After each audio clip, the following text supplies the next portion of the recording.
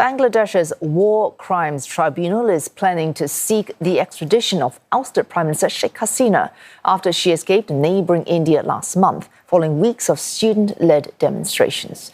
The chief prosecutor says the tribunal will begin the legal procedure to bring her back, accusing the former leader of massacres in Bangladesh. Her government has been accused of widespread human rights abuses, including mass detention and extrajudicial killing of her political opponents. Dhaka has revoked her diplomatic passport. Both India and Bangladesh have a bilateral extradition treaty, which will permit her return to face criminal trial. A clause in the treaty, however, says extradition might be refused if the offence is of a political character. Interim leader Muhammad Yunus and his government are facing mounting pressure to bring Hasina back to face trial over the deaths of hundreds of demonstrators during the weeks of civil unrest. And more, let's bring in our correspondent, says Zahirul Alam. He's reporting from Dhaka, and Neha, Poonia, who's standing by in New Delhi. Let's bring in Zahirul Alam first. Zahirul, the extradition request has not actually been made from Bangladesh to India. Walk us through what this process might be if Bangladesh, if it should decide to act. Thank you. Actually, there have been a lot of calls related to extradition of the ousted Prime Minister, Sheikh Hasina.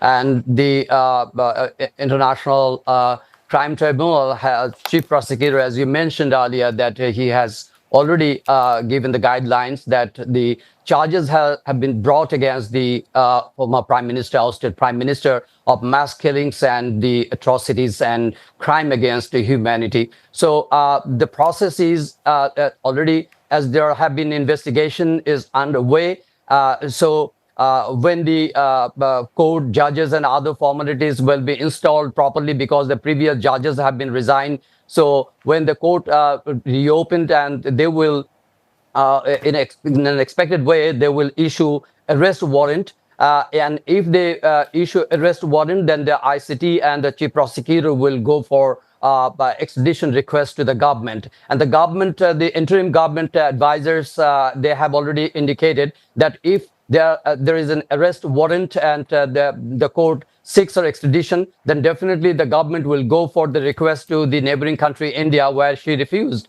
They will seek extradition. There have been few incidents and few examples of extradition between the two countries, as it has been occurred in 2015, when Bangladesh extradited United Liberation Front Alpha leader Anup Chetia, and India have also been reciprocated during 2020 to other people. So in the article, the treaty between the India and Bangladesh signed in 2013, it says that in the Article 10, that both the countries can claim extradition for any alleged criminal or the who has committed crimes related to the humanity and other criminal charges. So yes, there are some issues related to political consequences, but it also related, but here, which has been discussed widely, it is related to mass killings and the atrocities against humanity. So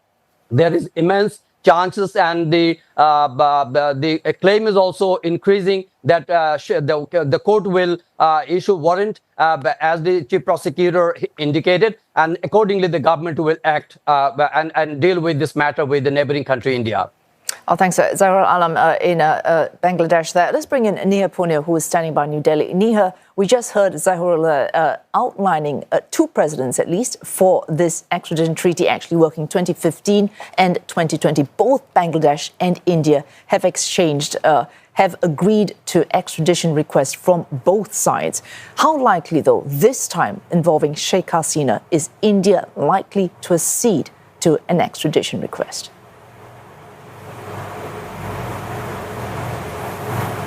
Well, how India responds next is going to possibly determine what its scope and breadth of engagement with the new government in Bangladesh looks like, which is why this is going to be a very tough decision, experts have been speaking to say. Now, when Sheikh Hasina fled to New Delhi last month after her ousting, this was supposed to be a brief pit stop. The plan was reportedly for her to seek official political asylum in the UK or a country in the European Union. We know that's not happened.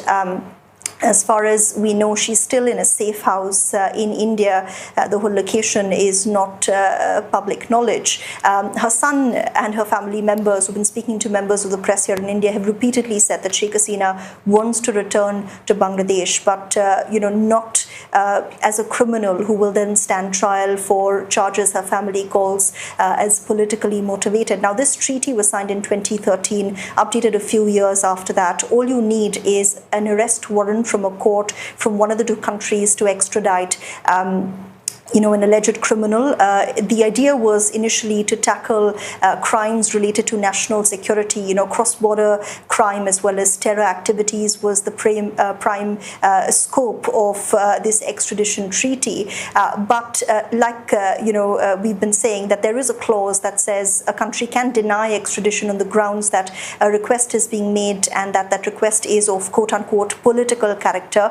But experts have been speaking to say that this particular clause excludes crimes that deal with murder and kidnappings, which are charges that Bangladesh will likely accuse Sheikh Hasina of. So it would be very hard for New Delhi to deny that extradition request whenever it's made on that ground. But there is also another clause that says a country can deny extradition if it thinks it's not made in good faith. But it's a tricky one to navigate, experts agree, because if India does send Sheikh Hasina back, it could be viewed as India abandoning an old ally. But if it refuses to send her back, it could be a snub to the new government, where already there's a lot of anti-India sentiment playing out.